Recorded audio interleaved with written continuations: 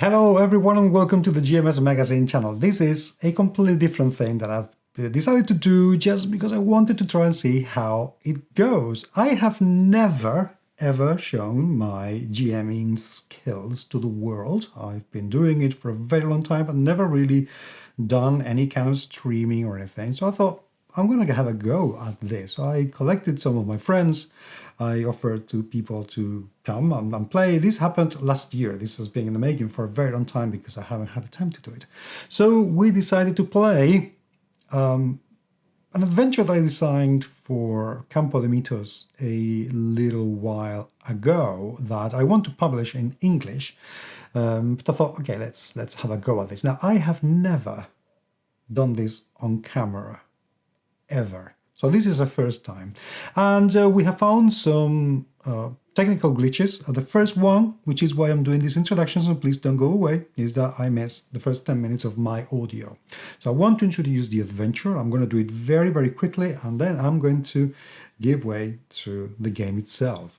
The adventure takes place in southern Spain in 1924, where a nun has been found inside a convent, inside her cell, completely and utterly dismembered. The cell was locked from the inside and the little window is completely intact.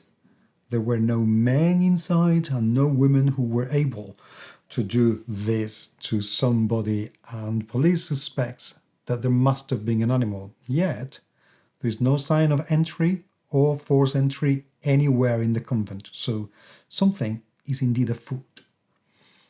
The people, the characters who are playing, and we will be introducing them as the game comes along, they are people who know the parents of the victim, and they've been asked to actually do something and try to investigate what's going on.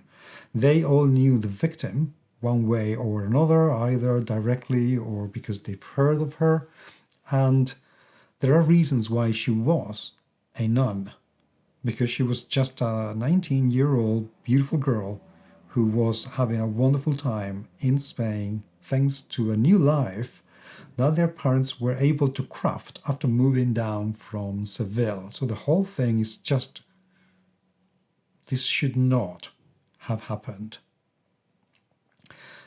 And that is what they're going to find out. I hope that you will stick to the adventure and please let me know what you think, because if you enjoy this, I would love to do it again. And I don't know, maybe have you on. It would be great to get to know other people and get to play with other people online and run other adventures. Maybe next time do it even live and stream it in Twitch. I don't know, but I need you to tell me. So I hope that you will enjoy this. And yeah, just so you know that the game, as soon as you see it, it will be running for about 10 minutes, where the information I just gave you, it's given to the characters. Thank you for being there. Oh, this is my name is Inspector Martinez, but you can call me Frank or Frank Francisco. I'm from Seville, and I've been in the town for several months now. But yes, I'm new to the office here. Oh, wonderful to meet people from Seville. But pressing and kind of I feel I need to help you. So please tell me. Maybe there's something I can do. You probably know the husband. What's summoned, I will amble on over. So you can kind of take him on one side and comfort him and try and find out more from him, whilst the inspector speaks to Gracia.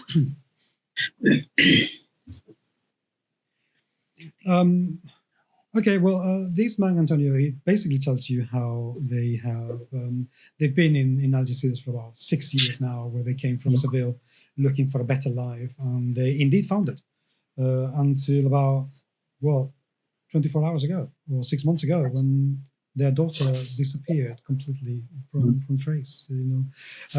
You, Inspector, know about this disappearance because the police at the very beginning tried to investigate it, but her trail ran completely cold, and there was no way of knowing where she could be. You thought that she might have drowned in the beach because she was used to go, and it's a very common thing to go to the beach and just go for a swim, and you just left it there as not a disappearance. So, do I know who was investigating the case? Yes, it was a Sergeant Domingo. Right. The sergeant is a fairly thorough person when it's about investigative stuff.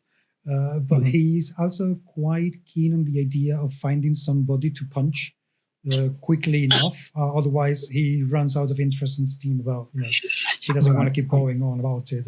So you reckon that because he didn't find her to punch her, he just decided that, 2 weeks after, they were never going to find her. Cold case. Okay. So there's a couple of things I need to kind of find out now. Whether I do that through these people or whether, I don't want to kind of pile upon their distress. But I there's a couple of things I need to know is obviously where she was found, who she was previously with or last seen with, and who also knows about her disappearance. She tries to speak and words just will not come out of her throat. It's just, she gets a... So her husband holds her hand and says, "Don't worry, What is left of my daughter was found in a convent in Seville 1.5 days ago. We just heard from a telegram that we received about an hour ago." Do you have the telegram? Yes. Gives the telegram to you. Thank you. And the telegram reads, "Dreadful news. Stop. Rosario found dead in her cell. Stop. We can't explain how she died. Stop. There are no remains to be saved. Stop. Please come in 48 hours for her funeral at the convent. Stop. Most dreadfully sorry. Stop." Does it say who it was sent by? Mother Superior. Right.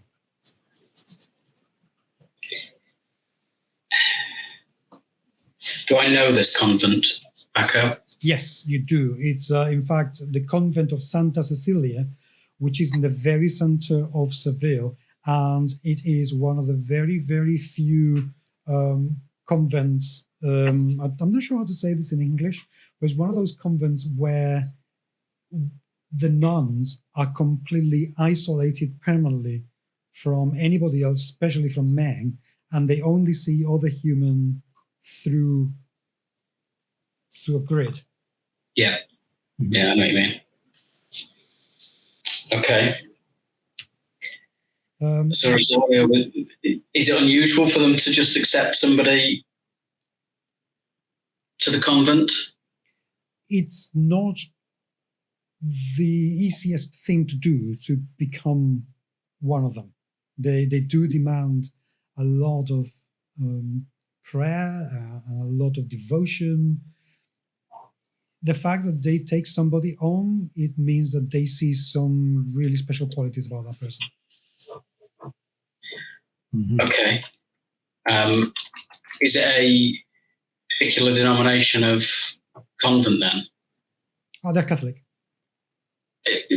Yeah, within that though, is it a Benedictine abbey or not abbey? Convent or? Let's think. Let me think for a bit about that one, because I'm not too familiar with denomination of nuns. Don't worry about it. It's whether or not there's anything unusual about the particular order that they're part of, I guess, is what. No. It's quite a well-known convent. So no, it would be they make a very decent living out of donations and making sweets and baking sweets and cakes that they later sell. It's not like they're attached to the Opus Dei or something like that. No, not at all. The devil worshipping arm of the Catholic Church. Yeah, no.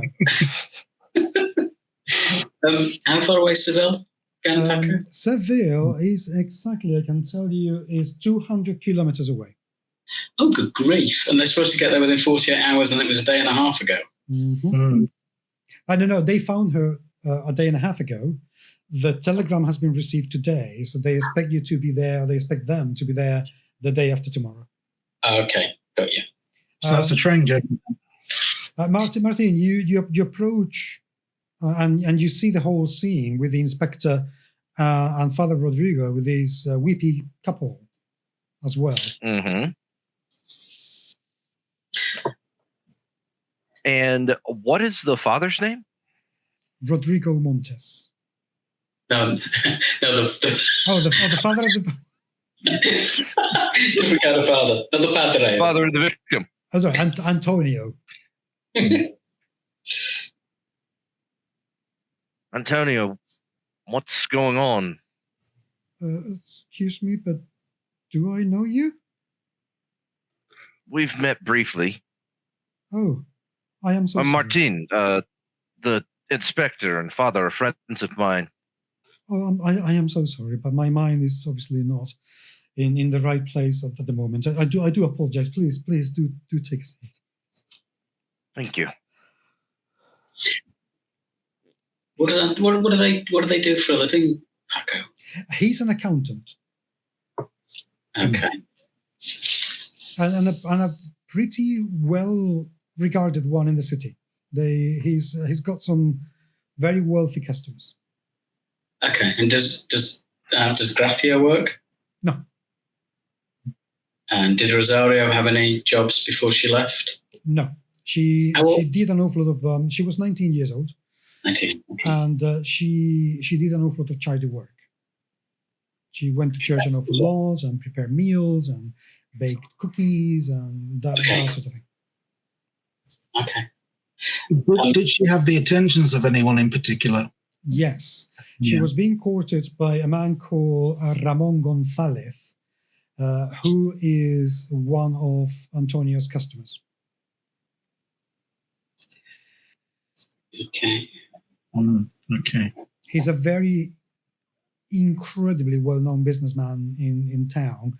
You all know about him. He's a man in his 40s, dashing, wealthy beyond measure.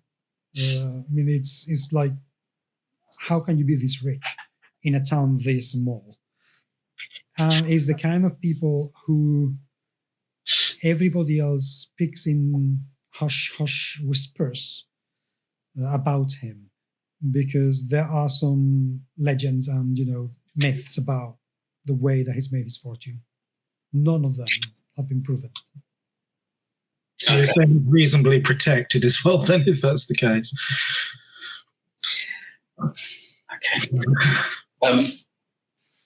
Gracia, Antonio, do you have other family members here who can help take care of you during this time? No. Okay.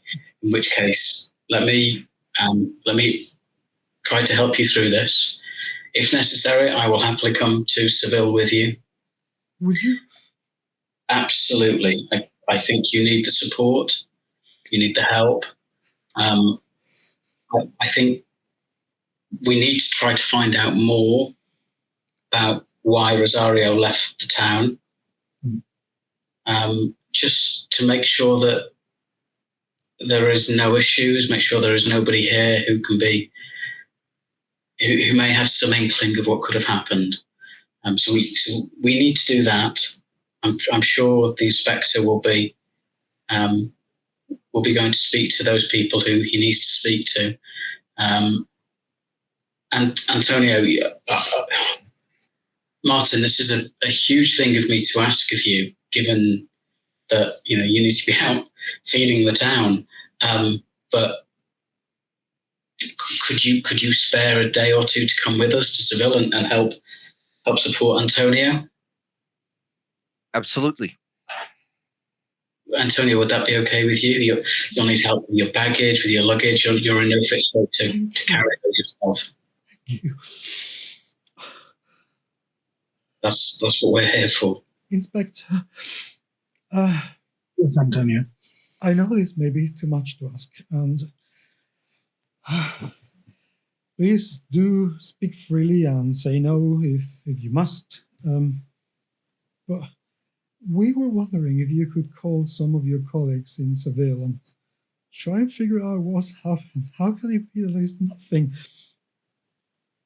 Oh, Certainly.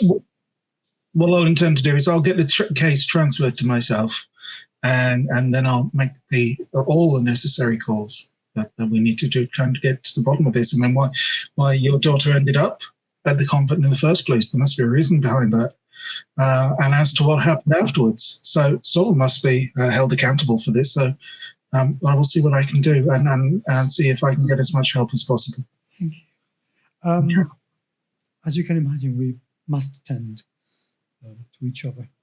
So if we may please leave you here for a few minutes, please. Absolutely.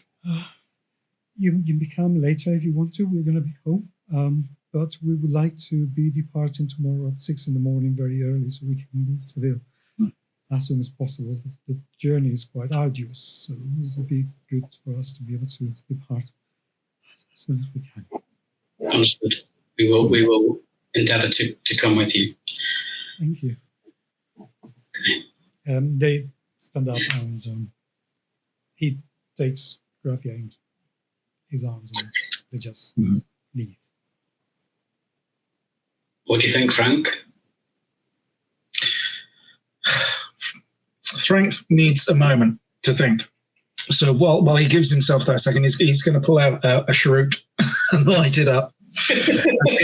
Nobody knows that this is really bad for you. Yeah.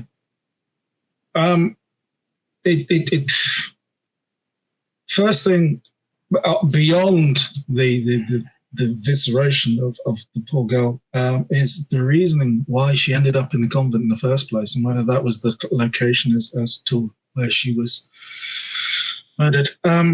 What I'm going to do first is I'm going to get the case transferred to me from Sergeant Domingo, read his case notes, see what he has, and then make some phone calls to Seville to see what they have before we journey with them tomorrow. Frank, would it be acceptable in the meantime for me to speak to some of her friends to see if they can shed any light on... She was devout. Very. Mm-hmm. I wouldn't say that she was the right material to become a nun from what I saw of her. Maybe she had a moment. Maybe she had a vision. Maybe one of her friends knows something about that. Or maybe she was in a situation where she felt that was the only form of escape, which is what I'm thinking. Totally. And maybe that caught up with her. Right. So, yeah. I mean, there's nothing I can do to stop you talking to your probationers. Off the record, maybe I should discourage it, but I think in this instance, I think it's probably a very good idea that we pool our resources at this point. Maybe, Martin, you can have a word with a few of the people around the village as well that you may have contacts with that may know something, or maybe there's some gossip going around the docks. What happened? Especially around Gonzalez. I think so. Can I see the telegram? Certainly. I'll unfold the telegram and show it to him. Martin takes a look at it, and his eyebrows go up. No, there's contradictions in here. How so? In what way? No remains. Cause of death is unknown. How, if there are no remains, how do they... It's a telegram. It's nothing more than a telegram. I can't imagine having to write such a telegram myself. I'm pretty sure I would make similar. But it does make me wonder, without a body, how do we know if the girl's dead?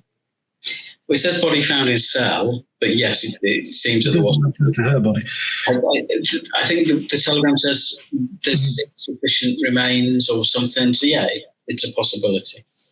I also wonder how much access the police have actually been able to have to the old convent as well. So we'll have to find out who's actually seen it apart from the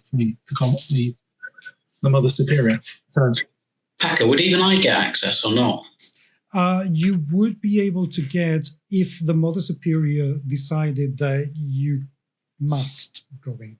Okay. So it's not completely impossible to get in.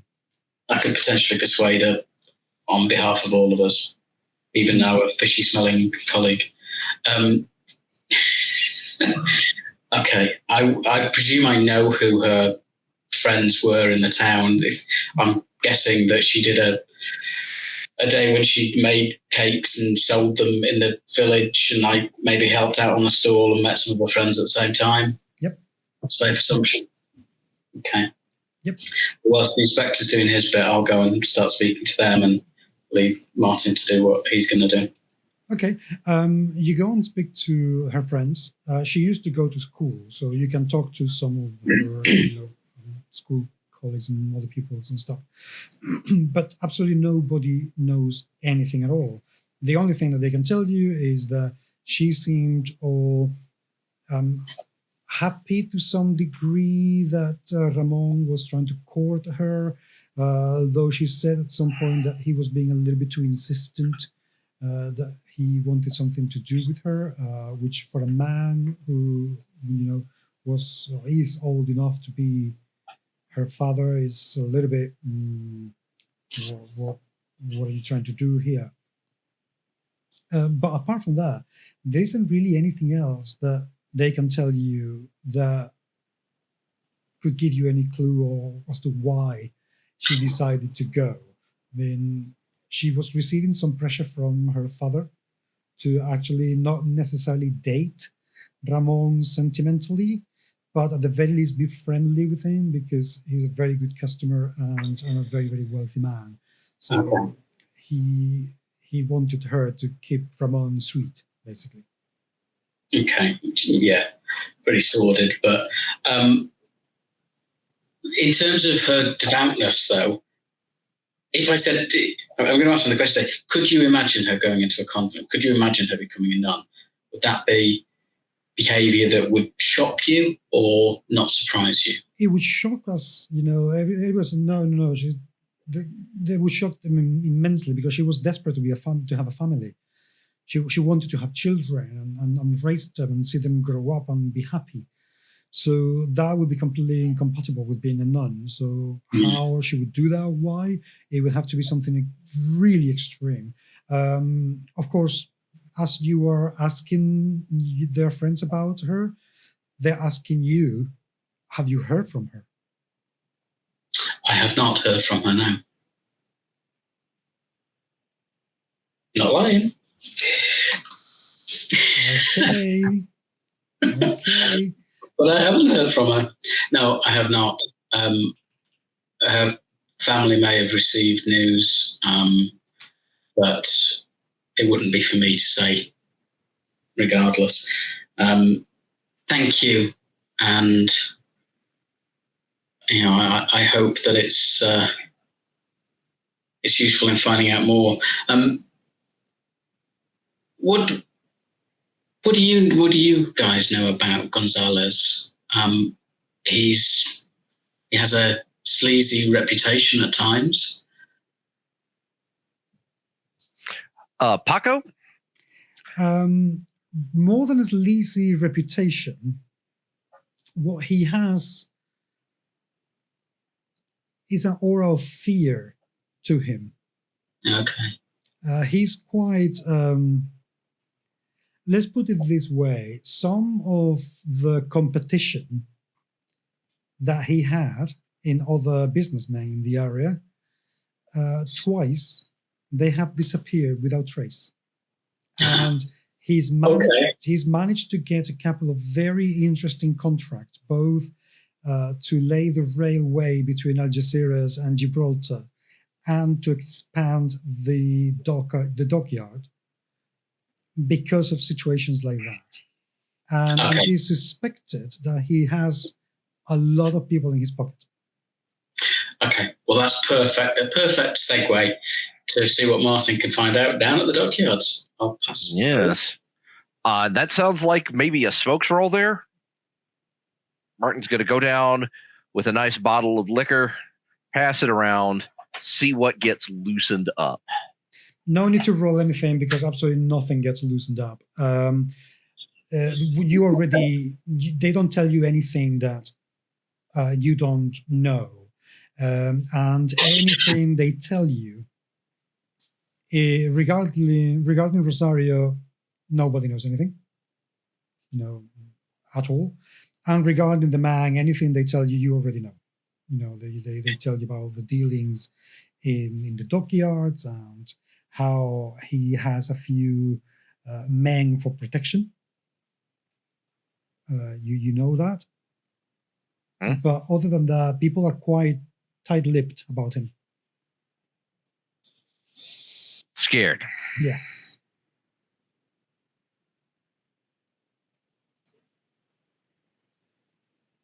Gotcha. Go back to the others. Meet back at. I'm going to assume we meet back at the cafe where we always play dominoes. Inspector. Yes. So my first protocol is go back to the station and speak to Sergeant Domingo about see what he has on the closed case of the missing girl. Okay. Hello. Yes. Sergeant? What is going on? Very interested. Had a conversation today. Very interesting conversation. Reading the paper. Do you have that old case? The missing girl, the one we closed a few weeks ago. Oh yeah. God, what did you manage to find out? Nothing. She just disappeared. Here's the paperwork. You have it. I'll take that. I'll take it off your desk. Leave it with me. I'm trying to clear up some bits and pieces and make sure everything's kind of flowing. So I'll take this one off you. Fine. You take them all off me if you want to. I don't care.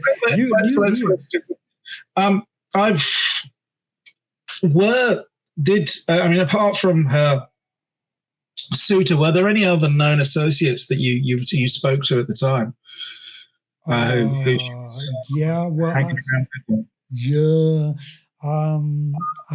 I speak to? I spoke to her father and to her mother. I spoke to her boyfriend, to that Ramon fellow. Scary guy, I tell you. So creepy. The way it looks at you, it's like, wow. No, man, it looks like he owns you. That's it, really. Yeah, pretty much, yeah. Oh, no. I spoke to two of her friends at school, but yeah, they were just kids. Nothing at all. Yeah. And what was the last sighting of her? I don't know. Did you manage to find out who was last to speak to her or last to see her, or? I don't know. He was with Ramon one day, I've been told, and then she went home, and then she disappeared. That's it. There's nothing else. That's it. Done. Just the timeline. She left the home and then was never seen again. Yeah. Okay. Let's say I'll take this. I'm going to go to my office now and make a few phone calls. Yeah. Keep up the good work. Hey, okay. Well, see you later. Dude, we should have a beer sometime, Tinto de Verano or something similar. We haven't really had the chance to, become acquainted. You've been here for a few months and I don't know nothing about you yet. We should have a glass of vino sometime and I can tell you about you can tell me about you, and I can tell you about me, and maybe we get collapso. Yeah. Okay. Good. That's wonderful. No, thank you. Yep. Obviously, if anybody comes in asking for me, I'm going to be in the office making a few calls. If you could just direct them away or take a message for the time being. I might have to. Not the tomorrow. secretary, but fine. Just tell them at the front desk. You know what I mean. I'm delegating. I'll tell her. Don't worry, Inspector. Okay, see you later. Thank you. Thank you. You can tell that he's not police material. Like, I don't know. It's a very laid back, very kind of manana policing. But people just want to punch them. That's what I want to do. Okay, that's good. Right, he can be the face when the punching comes. So yeah, what I'm going to do then is I'm going to see if I can kind of get in contact with some of my colleagues in Seville by phone and find out if there's been any noise regarding this case. So what I'll do is I'll make a call to the operator to put me through to Seville, and maybe I'll try and get in contact with one of my colleagues there, a known colleague that might be able to kind of direct me to the right people. Yes, you get hold of your old friend and colleague Miguel Gonzalez, who is also an inspector at the police station in Seville. Mm-hmm. Oh, Francisco, hello, man. How lovely to hear from you again. It's been at least 6 months. Actually, yeah, it's been 6 months, you bastard. It's been 6 months. It hasn't been that long, has it? Come on, that's way too long. Come on, how the devil are you? Well, I'm coming to see you. Oh, I'm coming to see you. I've got a case which is going to kind of bring me back. Which, you know, maybe they can get me out of this parochial hole and I can come back. But yeah, I need your help, Miguel. We've got a case of a missing girl from the town. Okay. And apparently, we've had a telegram to say she turned up in one of the convents in Seville. Oh. Do you know the case? Don't I? I mean, everybody knows the case in here. Mm-hmm. This is... Has it been in the papers yet? No, but it will be. Right, okay. So we need to get on this before the papers do. Yes. Right, so you, what have you found out so far? Okay, are you sitting down? I'm sitting down, yeah. Good, you better be. Do you have a bar or something nearby, a restaurant nearby? Yeah, well, I've got a bottle in the drawer. You are going to need it. Okay. Listen, what I'm about to tell you is not an exaggeration, and I am honest to God, I am not making this up. Well, you never have done. No. But when I tell you what's happening here, you're going to think I am. Okay. Okay?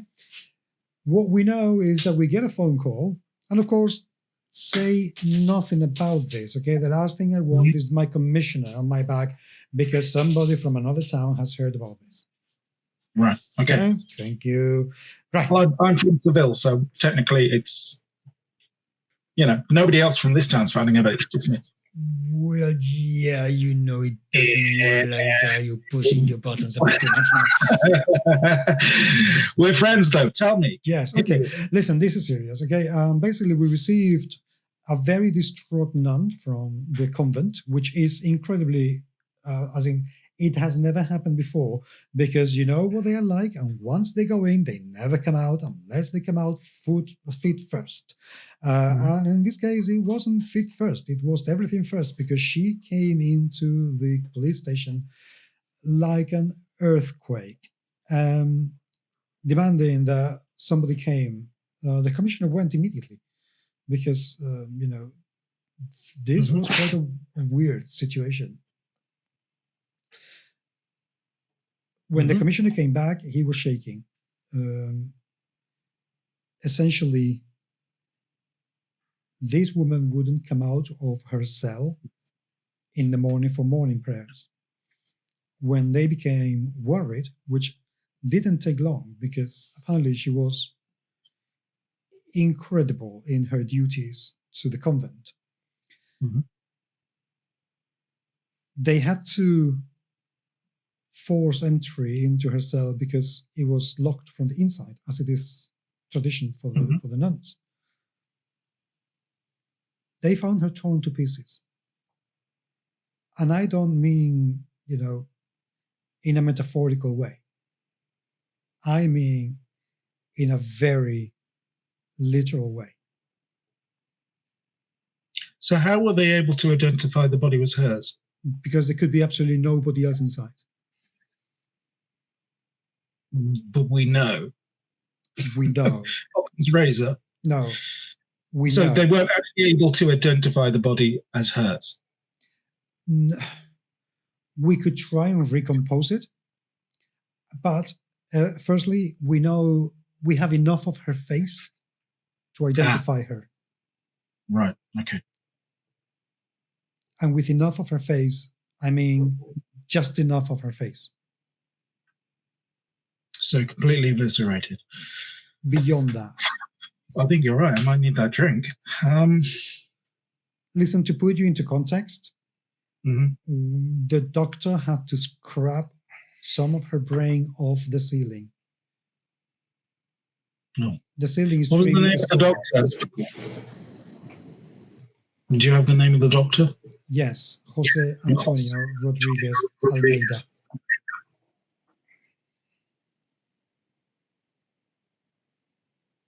Right. Oh, because that's. Oh, I hasten to say the word brilliant. That's horrible news. But thank you. I'm getting the train to Seville in the morning, 6 o'clock. So we should be within, with you a few hours. If you want to meet me at the station, that's fine. That'd be fantastic. If not, I'll probably see you at some point.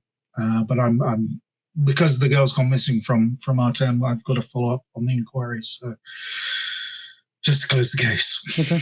Well, in that case, I will see you tomorrow. But why are you coming anyway? Well, like I say, it's an open case at the moment, so I just want to come up, make sure that it is what it say it is, and I can close that and write it off, and we can go from there. Well, it's pretty close. Well, it's an excuse to come up and have a drink with you, guy. No, that would be nice. That would be very nice. Although I tell you, this case is pretty close. She ain't coming back. Yeah, it doesn't sound like it, does it? No. Okay. Well, thank you for your time. Okay. Okay. I put the phone down. Yeah. And I will take that drink. Okay, the afternoon passes by, and what are you all going to do? Join me for a game of dominoes. Yeah, we're going to go. We're going to go with those dominoes.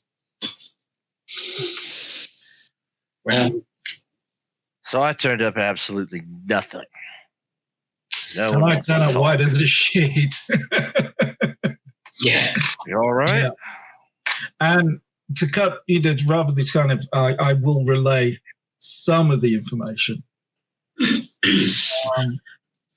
Maybe not the details about brain scraping. Yeah, not the details about brain scraping and stuff like that, but certainly the fact that the body was identified as hers. And yeah, there ain't no way she come back. Any suspects? Well, this is the thing, and it's made me very curious because the door was locked from the inside. Without actually seeing the cells myself, I can't find any way that they would be able to, anything or anyone would be able to ingress the cell. So they don't typically have big windows. No. Being the fact it's called a cell as well. Yeah. Well, it's the same as the seminary. Akko, I didn't state this before, but can we say I went to the seminary in Seville? Yeah, fine. Yeah. Yeah, just based on my experiences in the seminary, there's most of them don't have any windows at all. Those that do are very small.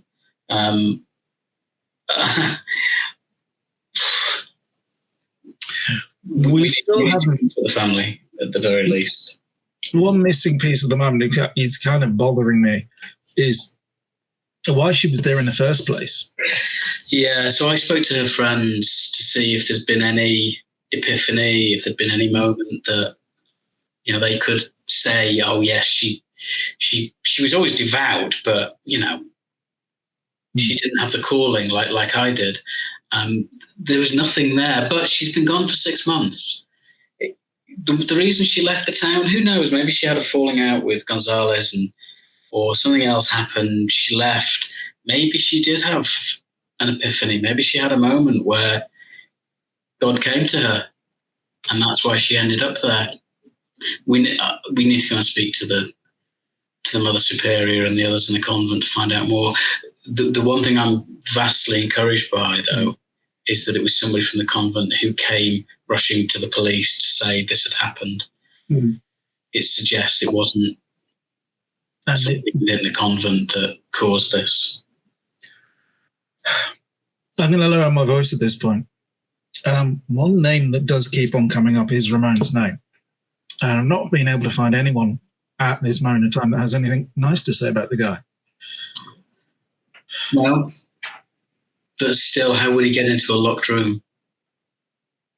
I'm not suggesting he did it. I mean, he's not the kind of guy who will get his hands dirty. He's very much like Pontius Pilate. But the name does keep recurring, and he could potentially be the reason for her leaving, or at least whether that was, running to escape or by order of. Which is certainly something that we should, look into to stop him from doing it again to some poor innocent, but it doesn't explain her death.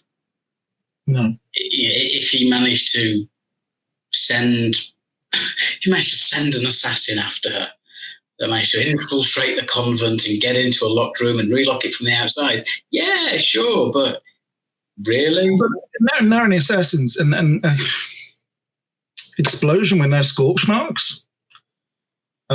This is what I'm assuming. I mean, I've heard of cases of spontaneous human combustion and that kind of stuff, but it's the means of death that bothers me more than anything else. Mm. Exactly. Whoever got in there, it sounds like they would have thrown a Mills bomb at them, but someone would have certainly heard that, and it seems a rather unusual thing to kill a young lady with. Right now, it sounds like the devil. Although, you know me. I may be a priest, but the manifestation of Satan, no, I'm not buying that. We have this evening, before we have to go get the train, is there anything more we can find out about Gonzalez before we leave? I don't want to be poking that cage too early, because that gets very sticky. And my commissioner will be on my back within seconds. If even, I've got to have something really concrete, not just kind of, you were late, you were going out with the girl, before we even kind of walk past his gate. But there are ways and means of finding out. There are ways and means. I think our first protocol is kind of see the location, see if there was anything left behind, see if anybody in Seville at the other end, or if she talked to someone before she entered the convent, or it gives us any kind of free kind of information that we can kind of build a case upon. Agreed. Paco, does Gonzalez ever turn up at church? He does not. In fact, he's frowned upon because he's not very much of a churchgoer. He will go sometimes for very special occasions if he is specifically summoned. If there is a particular offering to do to the Virgin Mary, so for him to carry a bunch of flowers or something like that.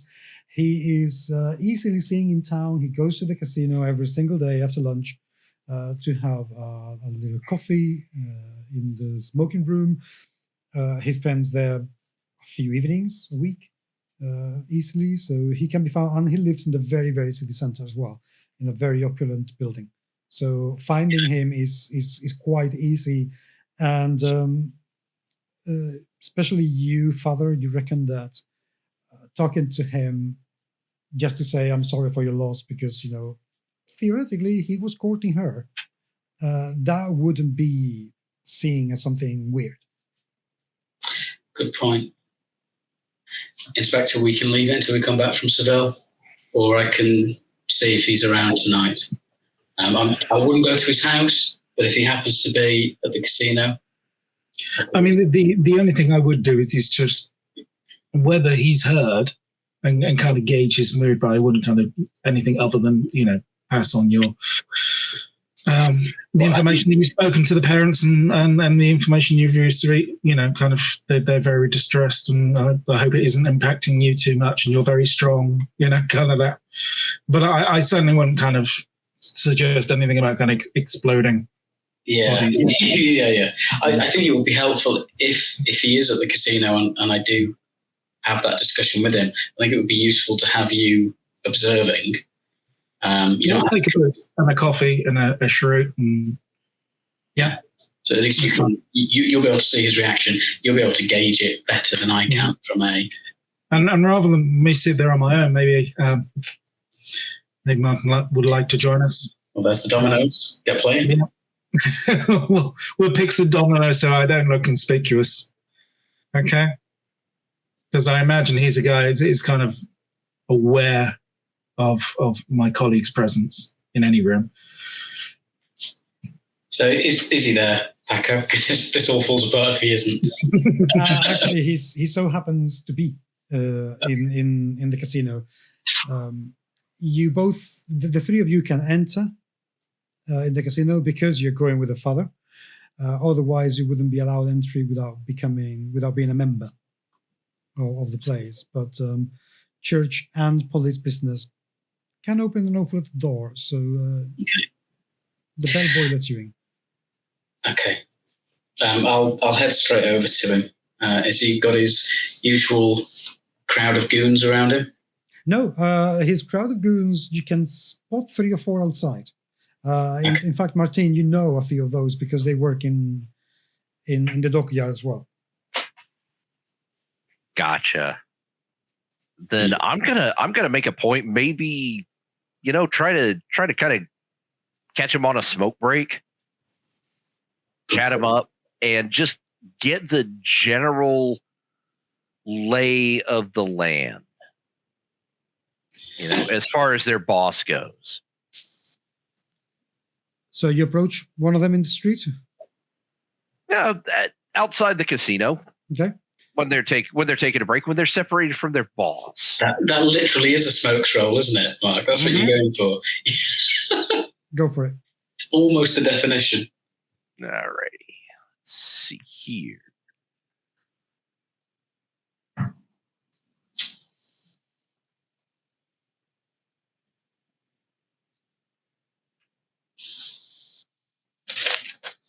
Got a 3 on that. Okay, good. You approach one of them, somebody you know who's called Adolfo. Who knows his name? Who's his surname? And Adolfo is a man in his 30s he's wearing a suit, a beige suit that is about 1 or 2 sizes larger than his body. His teeth could do with a bit of care, which is very, very late coming. And you can tell that the sea has not been kind to him because he's very, very rugged. And he has this intense smell of fish that it doesn't matter how many years you've been out of the business, still exudes from your body and will probably do so forever more. So he says, "Oh, yeah, Martin, what's up, mate?" Hey, Adolfo. And then Martin proceeds to chat him up again, just kind of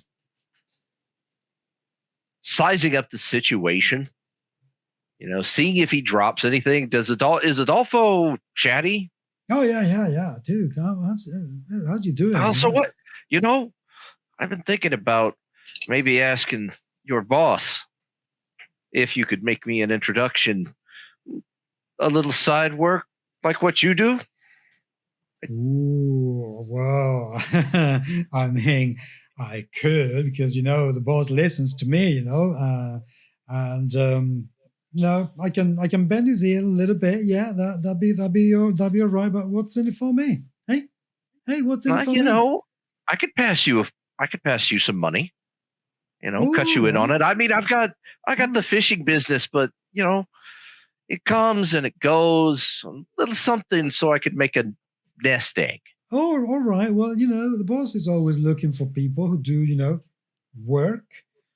So, yeah, that sounds good. What kind of work do you want to do, man? Why are you asking now? I don't know. What does he use people for? I mean, he's got all the money. He could pay for whatever, right?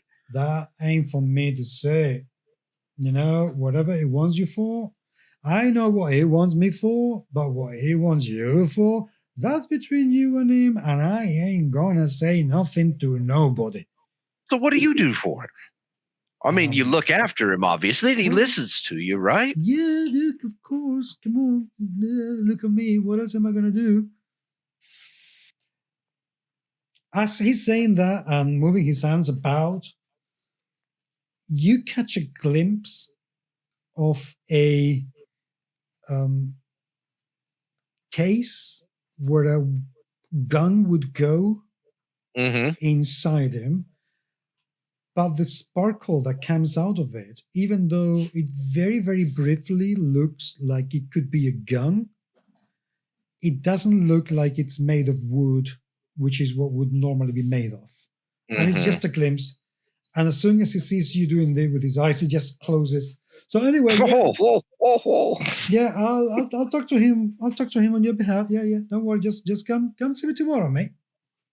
Sure. Thanks. Hey, don't shoot me for asking. No. I'll ask too many things. And I won't have to. No worries. You take care, Adolfo. I will. Don't worry. I'll take care of you too. Bye. Yep, and leave it at that for the moment. Okay. So I will. So you go in. Yep.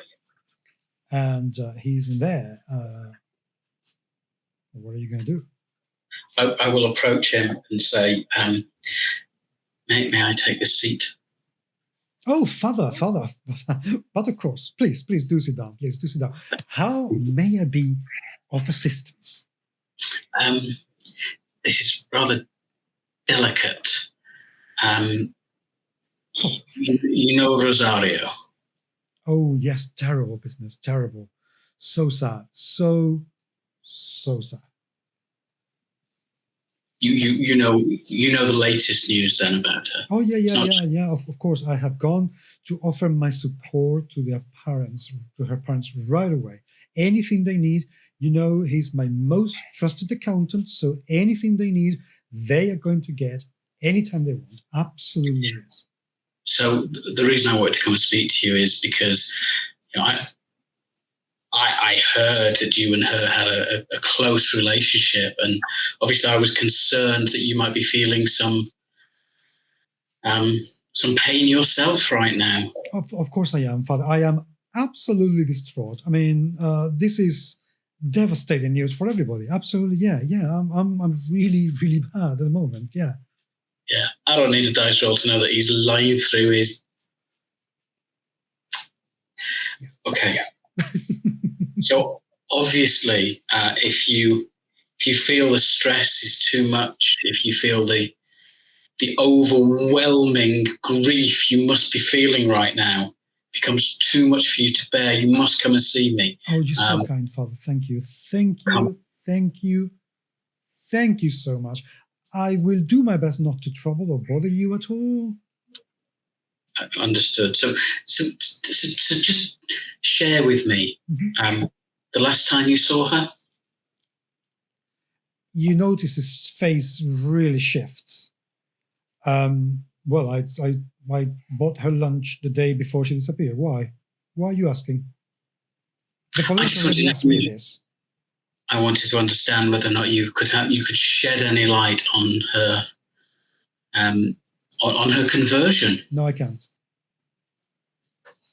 She wasn't religious in her discussions with you. Yeah, she was very religious, and you know very this. religious. Okay. Why are you asking this now? You've had 6 months to ask about her, and you haven't worried about her until her death. Why, Father? Why would I be interested in her in the first place? She left the town. That's all I was aware of. Of course. But now you're asking me 6 months later, why? I'm offering you condolence. Of course you are. That's why you brought your friends. Father. You have a problem with the church, don't you? I have a problem with people who stick their noses in my businesses all my life. Your business. Your business. No, it doesn't matter that a poor girl lies dead. What matters is your business. I'm sorry, I hadn't realized the extent of your importance. I didn't realize the extent of your... Let's just say, Father, that this conversation, since that is not going anywhere that neither of us want it to go, so why don't we do just that and go? I would be glad to leave. Good day to you. He takes his jacket, his hat, tips it to you, Inspector, looks at you, Martin, with, what the hell is he doing here? And lifts in a huff and a puff. I'll just watch him out the corner of my eye. I'm not going to make direct eye contact at this point. Well, that went well. It went beautifully, actually. You might as well have looked at his cards. Wow, what a reaction. That's fantastic. Classic narcissistic psychopath. It's a piece of work. Yeah. Okay. You might as well have had like a purple suit.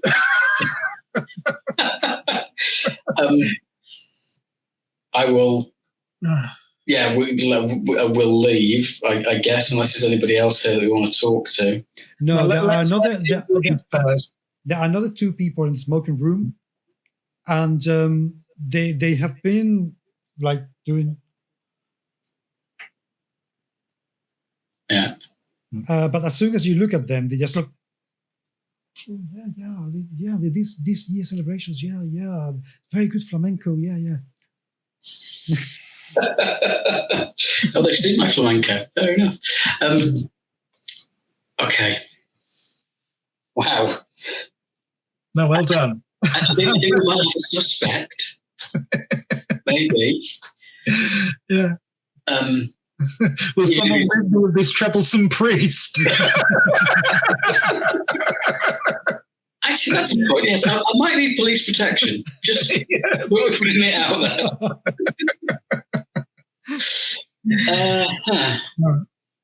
Okay, so I'm gonna. Well, what I'll do, Father, is I'll leave first to make sure there's no goons waiting downstairs for you. That would be. I would have said, surely he won't attack a priest. No. But if he is responsible for Rosario's death, her presence in a convent didn't stop him. So, yeah. It's wonderful to know he's that easy to bait as well. Yeah. You know, it's quite fiery. It's when people like that, and they often let anger take over. It's best to let them talk because they often give you everything you want if you just stay silent. Remarkable reaction. Brilliant. Okay. There is something I do want to kind of probably. I'm thinking now. There's 2 questions have come up. Is what's in his accounts? Oh yeah. And also, is there a history of girls that he's had relationships with that are no longer, available, are no longer with us? There's something else, but we should probably discuss it in private. Yeah. So I think it's time we go to a little bijou bar somewhere or cafe, and crib our notes before we retire. Yeah. Or I mean, you could come back to my small flat or whatever it would be. And we can discuss it there if you want. I'm sure I will have a bottle or 9 of alcohol floating around the room. A bit of communion wine. Yeah. Probably a bit stronger than that. Father Rodrigo, you live in a small apartment next to the church. When I say small, is smallish. It would be something like 70 square meters, something like that, with a very nice sitting room and a bedroom. You have an ensuite bathroom, which is quite rude for the time, where usually the toilet would be outside if they even had one. And you have electricity, which is also all for me. Wow. That's because, of course, you use it to illuminate the church, and you thought, well, might as well. And put it in your own apartment. So that's where you are. And yes, plenty of wine available. Plenty. Yeah. And a little bit of whiskey too, just in case, you've been to Gibraltar a few times, so it's quite normal to get. In case of any visiting Irish priests. Yes, absolutely. Or English priests, for that matter. Okay, let's do it there. That's as private as we can get. Martin, you had something else you wanted to raise? It's one of his men. It's unusual for anyone to be carrying, but it's what he was carrying. I didn't get a good look at it, but it's no firearm I've ever seen, and I've seen most of them. It glittered. Like metal, like crystal, like glass, like... Paco? You couldn't tell. It just glittered. You only had a fraction of a second to see it. You only caught it at a glance. Yeah, it was next to nothing, and you really had no way of knowing what it was like.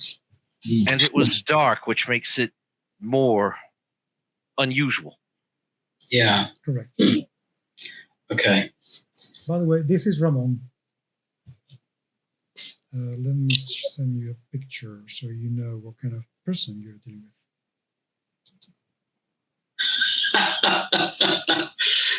with. Okay. He really does love himself, doesn't he? Oh, yeah. Okay, so... Yeah. So, we are going to head to Seville tomorrow. We have to assume that he had lunch with her. Yes. The day before she left. That is what he has told you. Yeah. At the very least, he had lunch with her the day before she left. He wouldn't tell me where. He wouldn't tell me the circumstances of it, because, as you witnessed, he flew off the handle at the slightest questioning.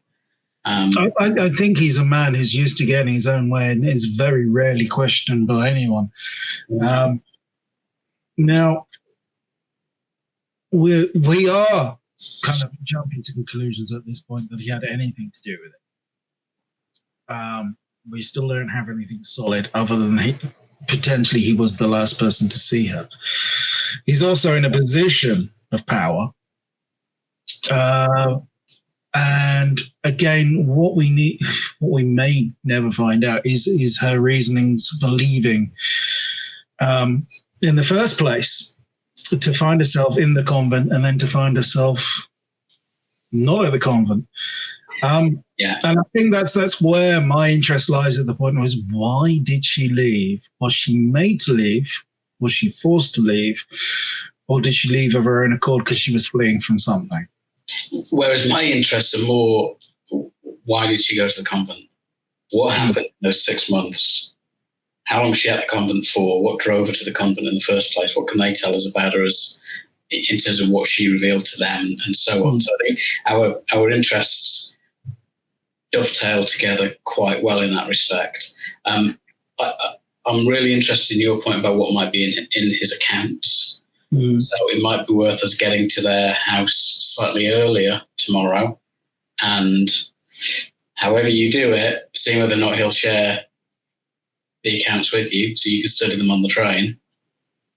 We're going to have to be very careful about this because I obviously I don't want Antonio to feel that we feel that he's responsible for it. No. We're going to have to be very careful. Let me stop you there for a second, because as you're having this conversation, I need you to all roll a sanity roll for me, please. That is...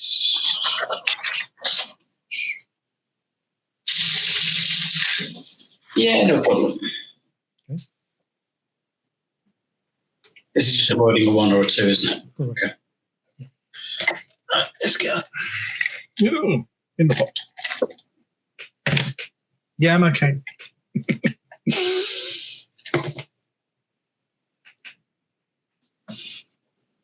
Mark, are you okay as well? That's what it looks like. Okay, good. As you're having this conversation, suddenly you all get an overwhelming feeling of being observed.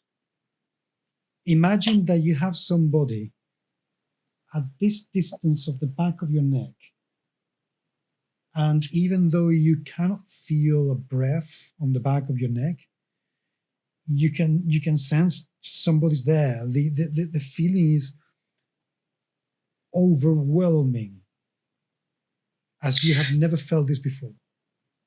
My response to that is I immediately change the tack of conversation, and I start speaking about Seville and the art galleries in Seville. My response is to whirl around and see what I can see. You can see. It is. Oh, go ahead, Paco. Sorry, Father, you can see nothing. There's just this feeling. Can I see the other two react as well? Do I get the sense that? Well, you tell me. Martin is immediately looking around with that alertness that comes from someone who was in the trenches and was expecting someone to creep up on them in the middle of the night with a bayonet in hand. I may say my response is to kind of just automatically change the conversation. It's that crash turn. In the ring, you're talking about a case, and you kind of have to stop talking about the case. So it's kind of instinct for me to automatically kind of start talking about Caravaggio or something like that. Yeah, and that crash turn in itself tells me that you felt something similar. Yeah. Is there anything out of ordinary, out of place in the room? Okay. Nothing at all. This There's is completely out of the blue.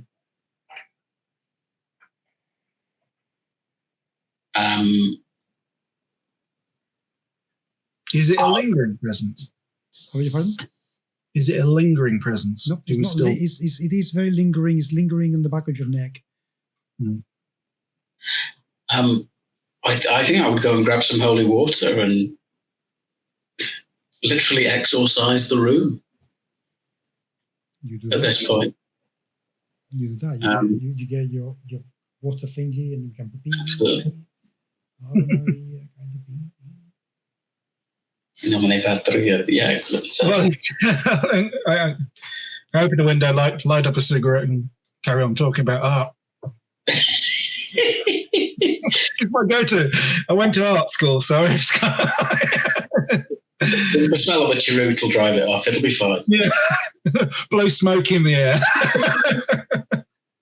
The feeling disappears about 10 minutes after it started. Mm-hmm. Okay. But I still feel the conversation about Caravaggio is more appropriate, don't you, Frank? Yeah, I mean, we certainly feel that to understand Caravaggio, you have to experience Caravaggio, and the only way to do that is to go to Seville. Definitely.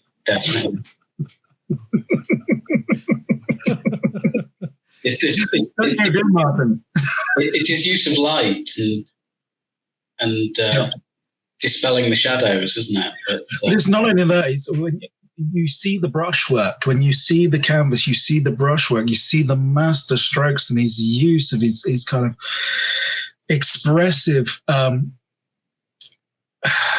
oratory of kind of color and pigment, and it's monumental, and it's to say you have to experience it in face to face rather than see it off the page. Martin, I'm getting it's feeling close in here. Do you mind if I take a walk onto the veranda? Absolutely not. Please do. Martin, you roll for boredom. You roll for subtext. You roll for subtext, not boredom. There's a lot going on in that conversation.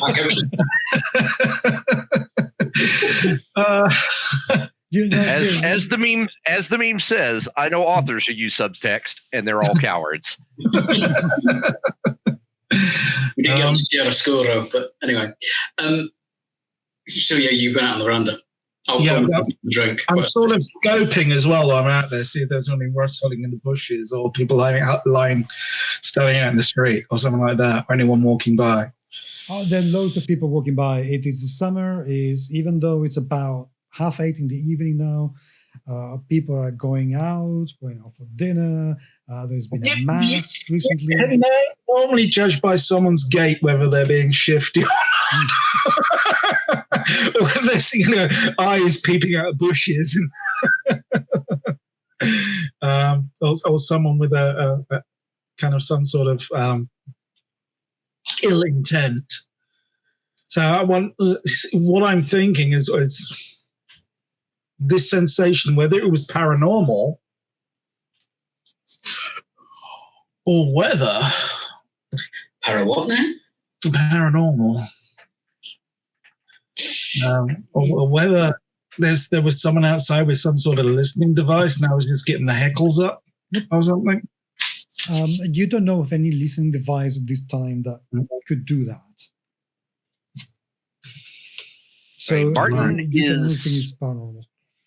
Yeah, Martin is habitually just going to very quietly walk the perimeter of the room. He doesn't expect to see anything. It's just habit, even after all this time. Nothing. Padre, you felt it too. We all felt it.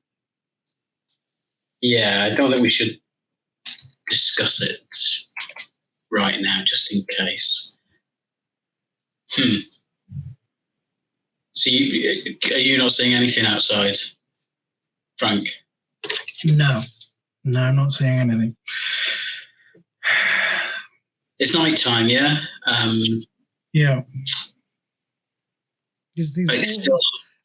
Think that in Spain, dinner time would be at about 10 p.m. It's about 8:30 p.m. Okay. Mm-hmm. And it's August, so it'll still be light. Very hot. It'll be very hot. Mm-hmm. Has this sort of thing happened in the church before? Have you had hauntings or visitations or? Don't be ridiculous. In a church? Any angelic spirits or? Yeah, obviously.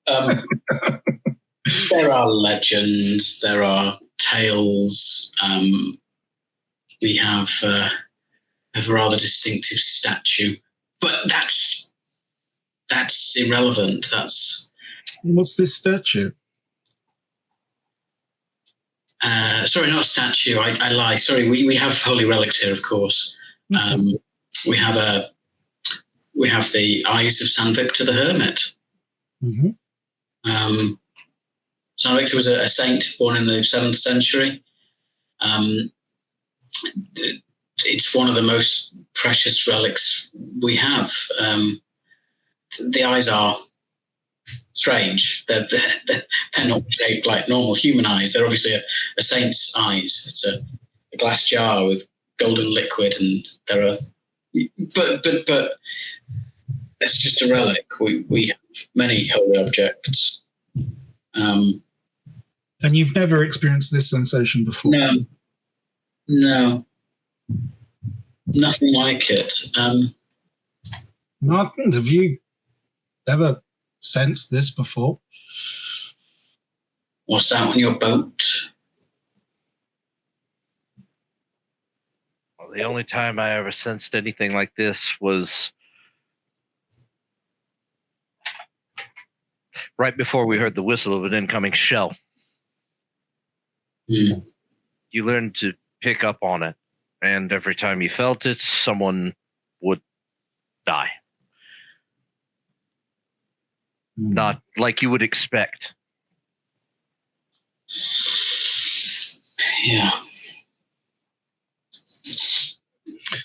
Let's not fall into the trap of gloom. We're obviously just spooked by the event. The poor passing of Rosario has obviously just left us.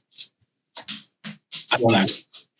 We picked up some vibe from somewhere simply because we are all stressed by what's happened. We've got it behind us. Let's focus on what we can do moving forward.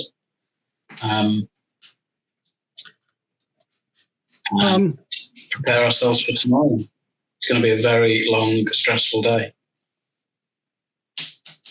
If it happens again to any of us, I don't know whether this was because we were collectively together or whether it's focusing on one specific member of the group here, but I think we should let the others know.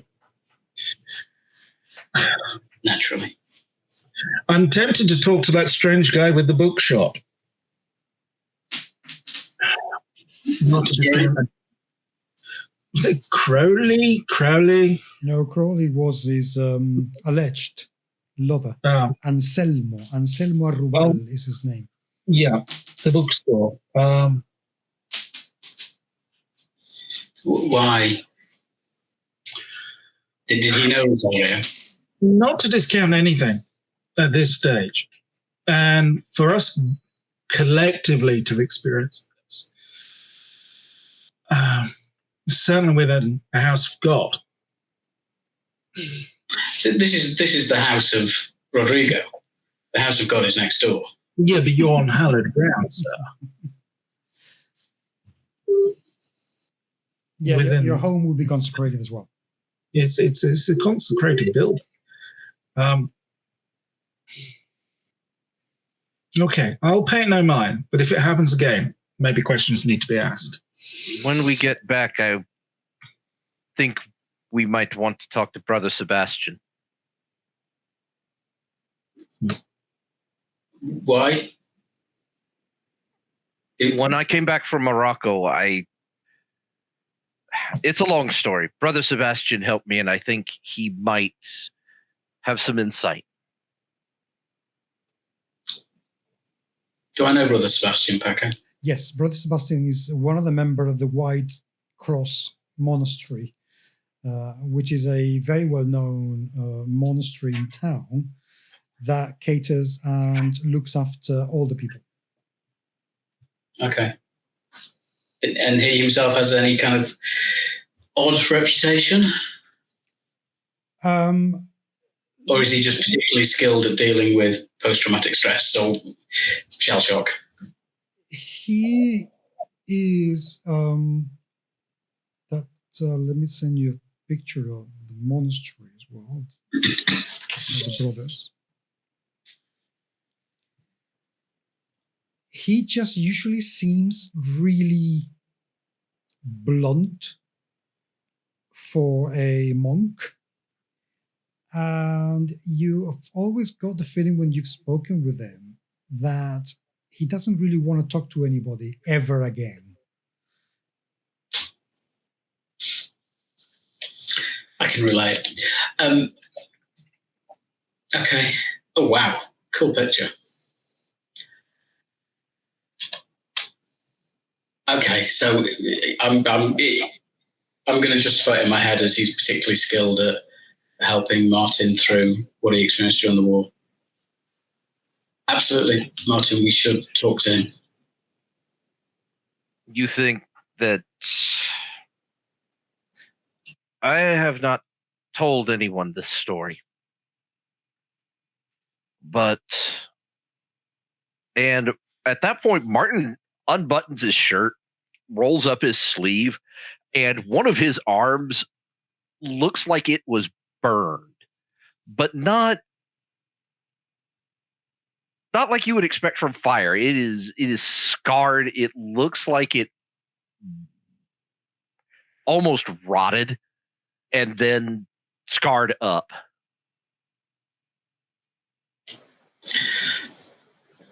This is what he helped me with. Phosgene.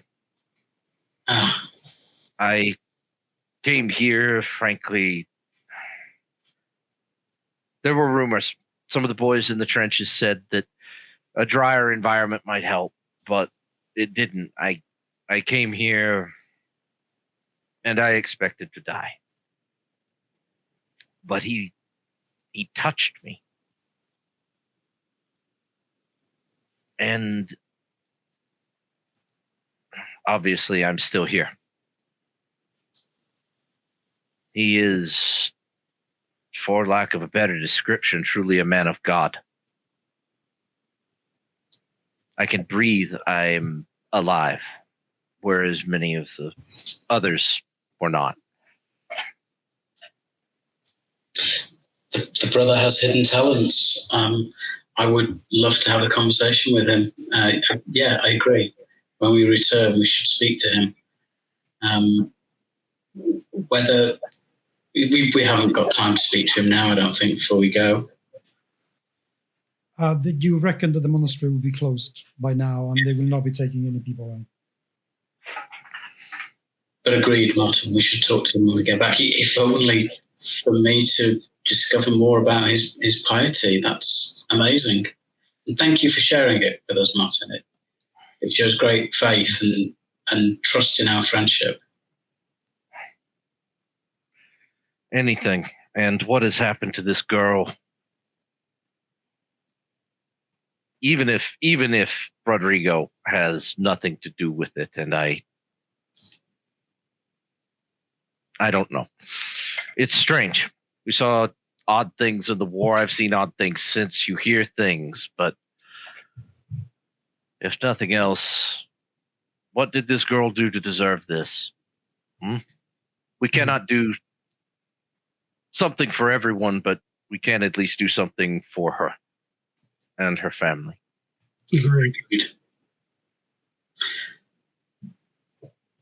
So it's still early. We can have dinner, go to bed. Maybe a little bit of jollity in the town will be appropriate right now. Yes, I'm sorry. I did not mean to bring a shadow over things. No, this is more about giving you a restful night's sleep. Miracles can happen. By the grace of God. So we'll go and find whichever one is our favourite cantina or restaurant or cafe or whatever.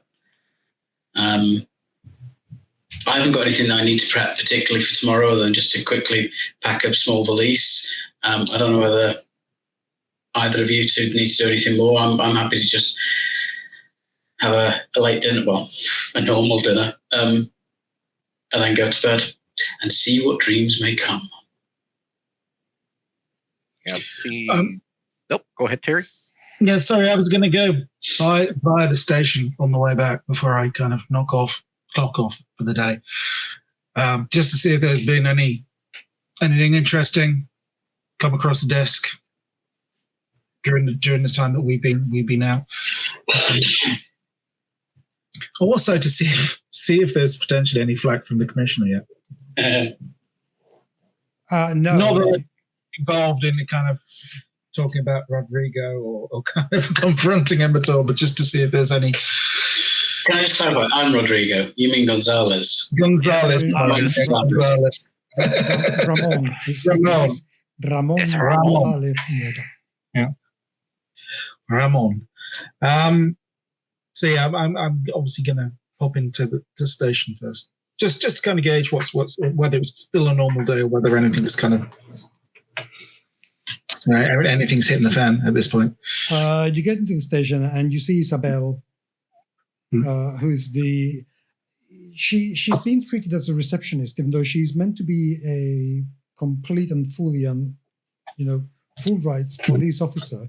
In fact, she's one of the very, very few women police officers that are in the force at the moment. And she's, behind her desk with a typewriter, very frantically, her hair really tied back on a perfectly crafted bun. And her uniform is immaculate. As in, really immaculate. She looks at you. Oh, hello, Inspector. How may I be of assistance? Isabel, officer. I try to treat her with all the cadence and kind of respect that her rank deserves. I treat her as an equal rather than anything else. I'm very much more metropolitan person than some of the sergeants. So I greet her and I go to explain the fact that obviously I'm working on a case at the moment, and but I wondered if anything of interest had come through the door today. How lucky you, working on a case. What case might I be, Inspector? Oh, it's a cold case. I'm just trying to tie off some loose ends. It's Rosaria's disappearance.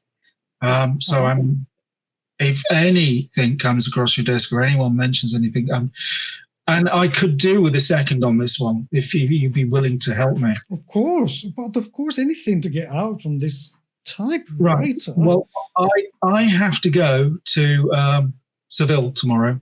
Oh, you have to.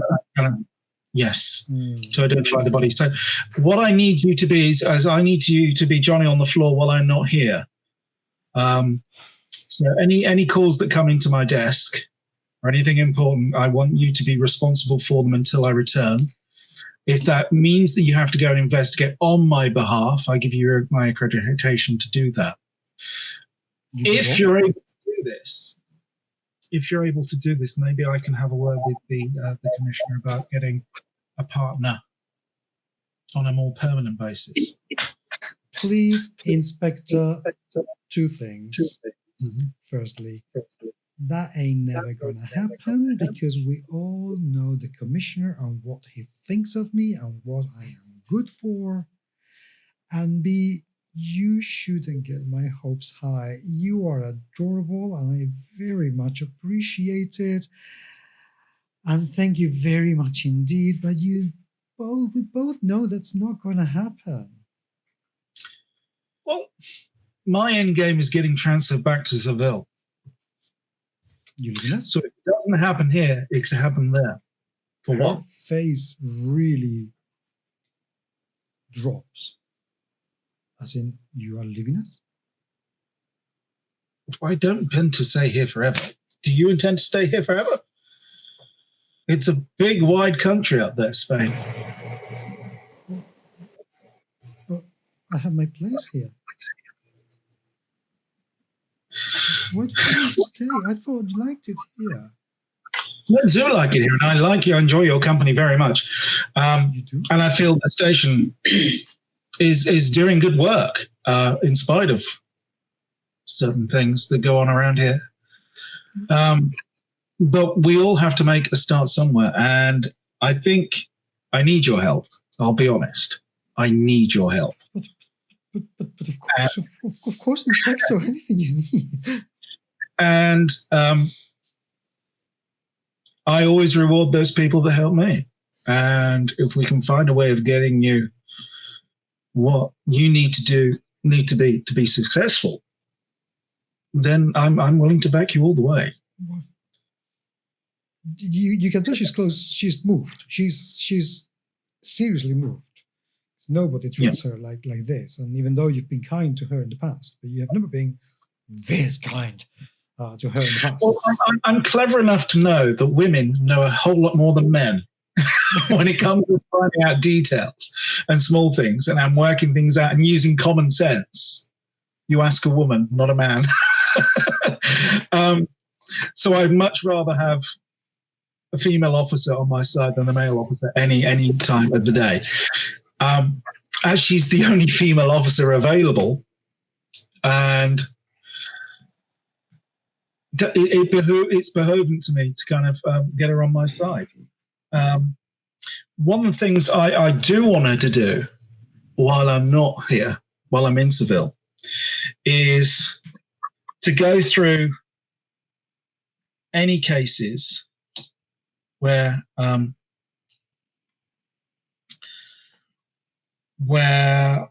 Ramon has either been linked to, or in this instance, and I don't say has kind of kept it quiet, had a kind of way of closing the case. I don't know how possible that's going to be, and I don't know how good their paperwork actually is. This is the other thing I'm thinking, is maybe that, the paperwork isn't the best paperwork in the world. But if she can find anything. She looks at you and says, "But why don't you ask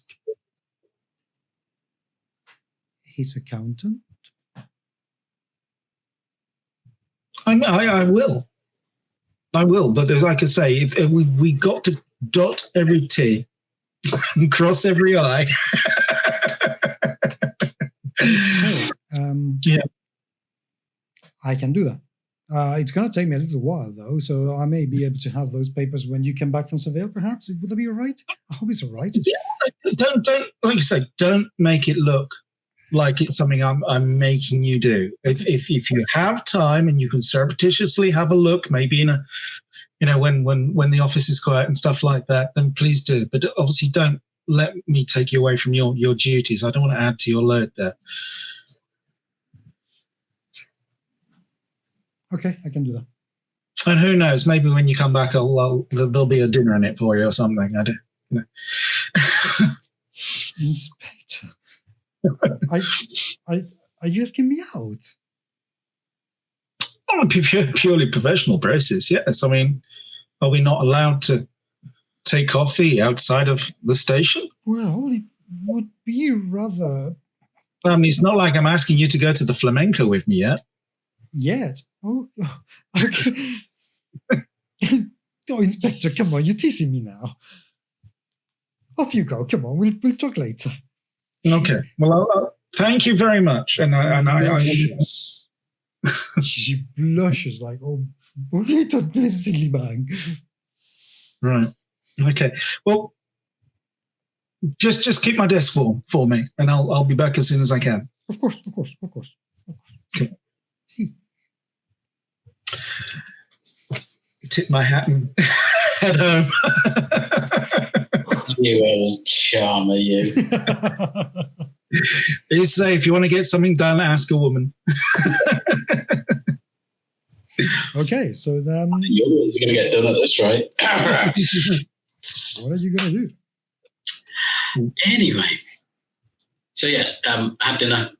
I'll be keeping a close eye out on the surroundings, make sure that we're not being observed, watched, etc. And then I will return to my bed, make sure I lock my door, maybe twice.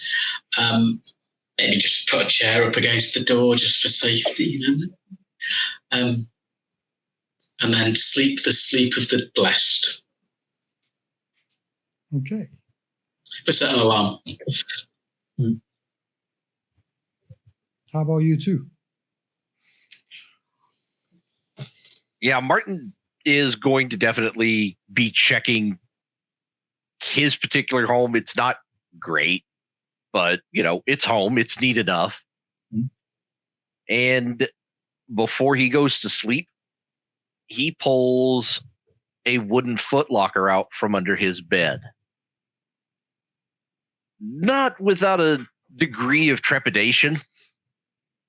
Lays it on there. We'll get our nice 3/4 cinematic angle there as he opens it to reveal that let's see, what does he have? That Winchester 1897 12-gauge room broom Okay. that he had in the trenches, and the revolver he carried, because at this point, something strange is going on. He's a little paranoid about it.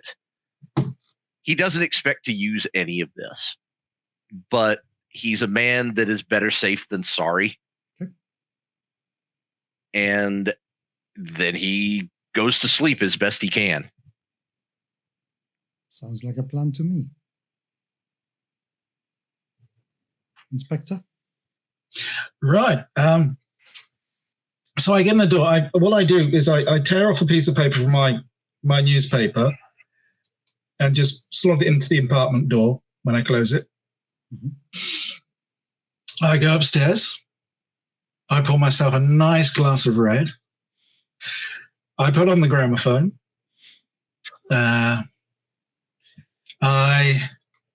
add a couple of more daubs of titanium white to my painting.